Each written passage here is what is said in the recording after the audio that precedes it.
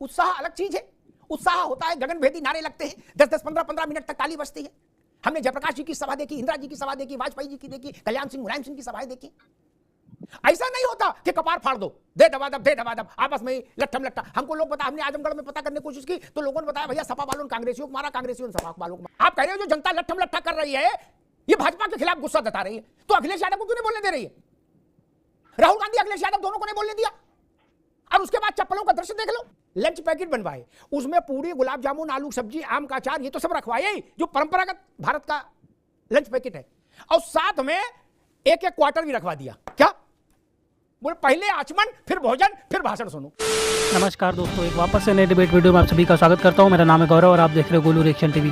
दोस्तों, एक बार फिर से वरिष्ठ पत्रकार अमिताभ अग्निहोत्री जी का डिबेट वीडियो लेके आ चुका हूं। दोस्तों, आज के वीडियो में आप लोग देखेंगे दोस्तों, अभी राहुल गांधी और अखिलेश यादव की सभा हुई थी प्रयागराज में। वहाँ पे जो है इनके कार्यकर्ता आपस में ही भिड़ गए। वहाँ पे इतनी ज़्यादा लट्ठम गुट्ठा चली कि वहाँ पे लोग जो है भगदड़ मच गई और पुलिस को जो है कंट्रोल करना पड़ा। और राहुल गांधी और अखिलेश यादव बिना जो है भाषण दिए उनको वापस जाना पड़ा। तो डिबेट में जो वहाँ पे जो इस तरह की अराजकता हुई, उसी पे आज अमिताभ अग्निहोत्री जी ने बहुत अच्छा विश्लेषण किया तथा समाजवादी पार्टी के प्रवक्ता से इसका जवाब पूछा है। दोस्तों, आज की डिबेट बहुत ज़्यादा स्पेशल होने जा रही है। आप सभी से रिक्वेस्ट है, चैनल को सब्सक्राइब जरूर कर लीजिएगा, इस वीडियो को लाइक और शेयर अवश्य करें। तो चलिए इस वीडियो को शुरू कर लेते हैं। गीता में भगवान ने, कृष्ण ने कहा कि संभाव रखो, लाभा लाभो जया जयो। पवन जी भी विद्वान व्यक्ति है।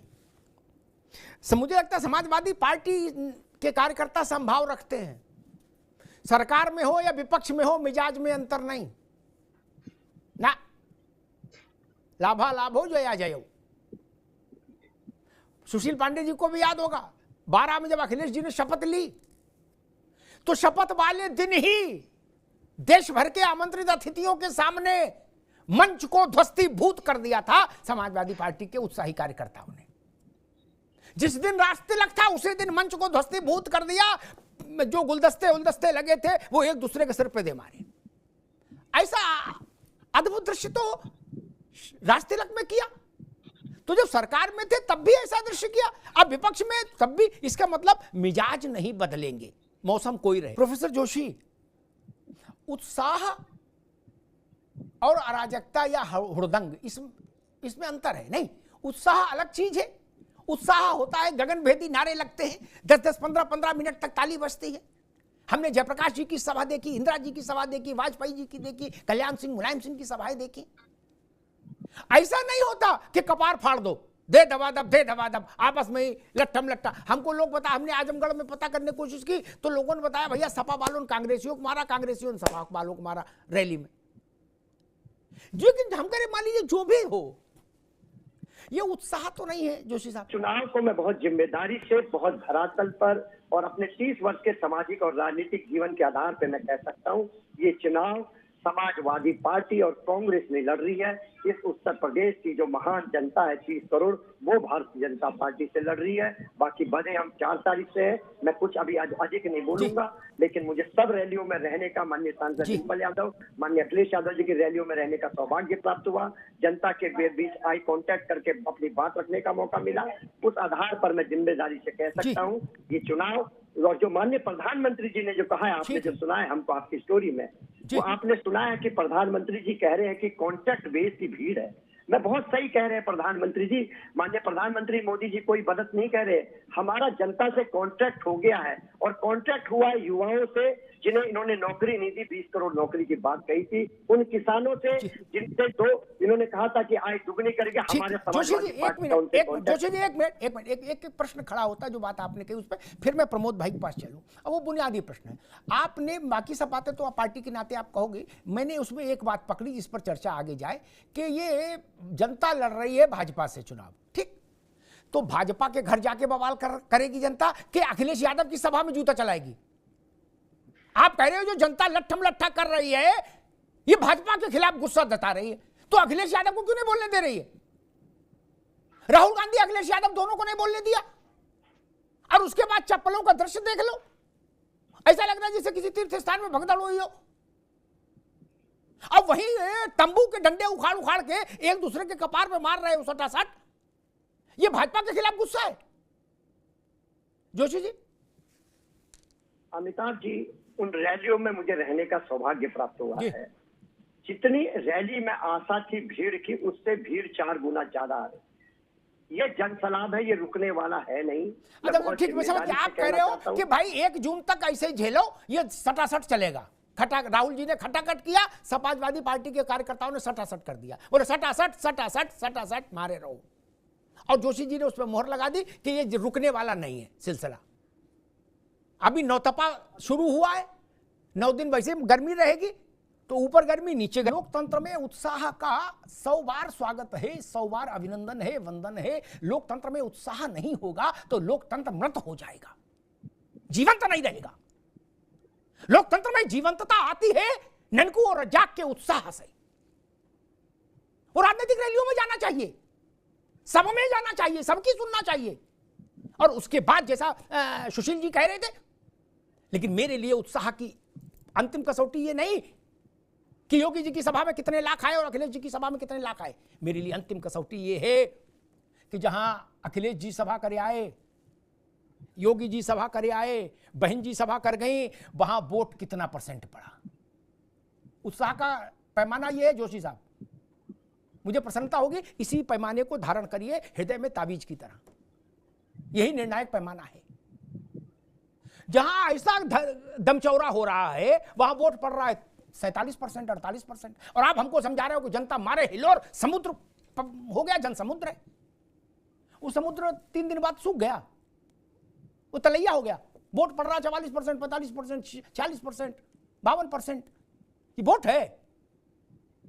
1952 से चुनाव कराते आ रहा भारत, अब तक इतनी चेतना आ पाई कि 52%, 53%, 54% वोट पड़े। अब घोर माठा सब करके जोड़ घटा के देखो तो 60% पे आगे सिमट जाए। अभी राजनीतिक दल बताते हैं कि नहीं, जनता हमारे पीछे पागल है। अरे भाई आप देवानंद थोड़ी ना हो यार, ना राजेश खन्ना हो।